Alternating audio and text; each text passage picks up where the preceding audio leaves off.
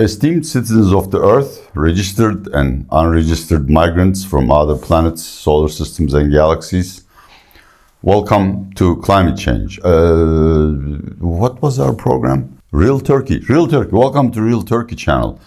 It is a few days before Thanksgiving. By the way, happy Thanksgiving to all of my American friends, and my condolences to natives of America who really got the short end of the stick because of that. But all that aside, it is 23rd of November in Istanbul and it's 21 degrees Celsius. And don't tell me there is no climate change, Mr. Trump. Venice is now a lagoon, as it was, and Australia is completely covered with bushfires. Why am I talking about climate change? Why is the host of this program, Atilla Yeşilara, talking about climate change? Because this is a fantastic 10 minutes where I'm going to skillfully, artfully, masterfully combine climate change, economic recovery, and early elections. Yes, early elections in 2020. For all Turkey watchers, I know you have been bored. You are saying, God, what are we going to do without elections? Since 2015, or 2014 maybe, God, I mean, time passes so quickly. Turkey had on average 1.34 elections every year. In fact, sometimes we weren't happy with the results, so we repeated the elections, as was the case in Istanbul municipal elections, which AKP lost, but our President Erdogan says, nah, I'm not convinced. Let's do a do-over. He lost. He lost an organ I can't mention here. Anyhow, so, until 2023, we weren't supposed to have any elections, but of course, the economy is doing so poorly, and we have screwed our diplomatic relations so badly, this government doesn't have much of a chance to last until 2023. That, of course, is the opinion of a dissident who is going to be executed or persecuted at any moment. But all things being aside, Mr. Erdogan and his sidekick, Mr. Berat Albayrak, think the economy is doing splendidly. It's recovering and all the data is turning up roses, which is true, by the way. And it's because of climate change. Could you turn the camera towards our modest backyard, which used to be a junkyard full of toxic waste, which I cleaned with my friends. I mean, this is a typical Turkish backyard. I am considered lower middle class. The average Turk lives in, fantastic mansions. On average, November temperatures in Turkey are 11 degrees Celsius. This November, they soared to 21 degrees Celsius. We had literally one whiskey shot glass of rain over the last 4 months in the western region of the country. Why is that important for the economy? Well, it's very simple. A, you don't pay any heating bills, which you spend with your credit card in shopping malls.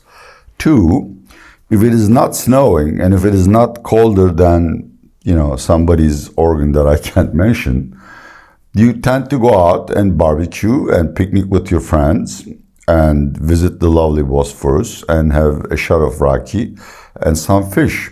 So it increases expenditures. It raises the feel-good factor, which makes Erdogan and Berat Albayrak think, oh yeah, the bad times are over, the good times are starting. But of course, eventually winter will come. And, as the Game of Thrones says, winter is coming. And when the winter comes, the harshness of economic conditions will prevail again. This is why I take the early elections talk quite seriously. But there are other reasons as well. First of all, the domestic objective of our incursion into Syria was to send 1 million, maybe 2 million Syrians home. But nobody wants to go home. Besides, the area Turkey managed to occupy or liberate is so small, it's slightly bigger than my big backyard, and you can fit in maybe 400,000 Syrians. Besides, it's illegal. We don't own the damn country. We need to ask for permission from Assad, who still rules the country. Thirdly, of course, the party is about to split.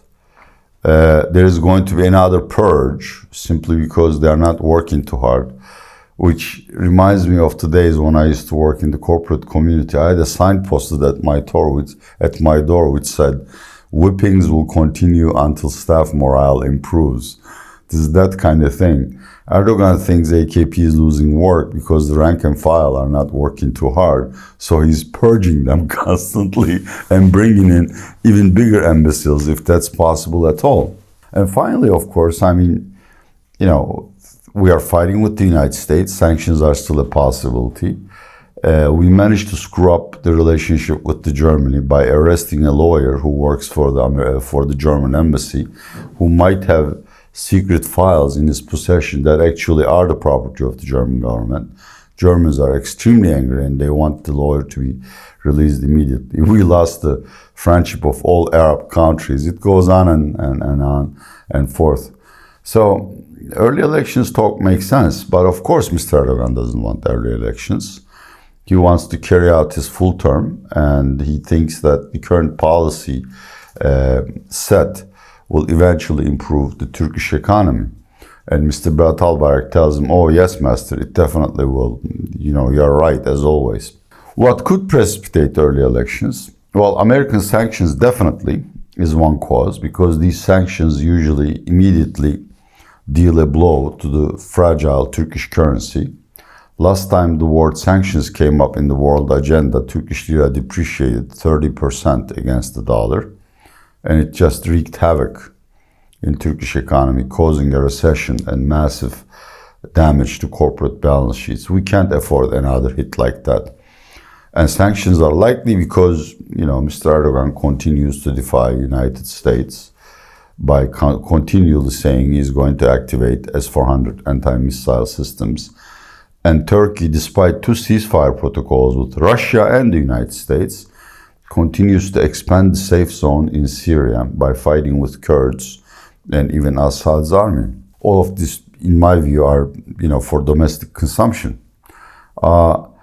But remember, there are two rivals or contestants to Erdogan, Mr. Ali Babacan and Mr.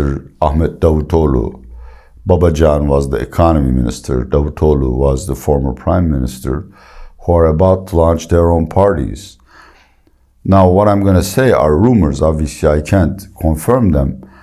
But one rumor is that Ali Babacan and 40 AKP deputies will migrate to a smaller party, which is a common practice in Turkey, which facilitates the paperwork to form a party.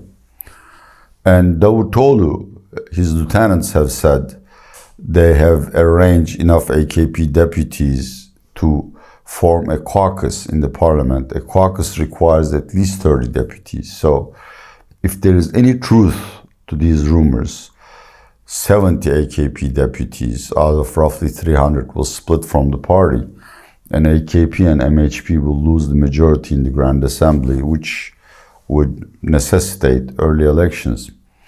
Even though I consider myself a social democrat and not necessarily a fan of this government, early elections, if they were to take place, and in fact one pollster even gave a date, November 2020, is going to be a disaster for Turkish economy.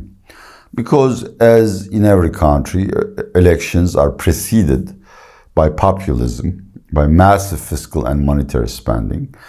Since Turkey can't resort to any of these venues, interest rates are rock bottom, and fiscal deficits are, 100 billion liras as of October, which doesn't mean much to you as a Western observer. But put it this way, Turkish banking system can't lend any more to the government.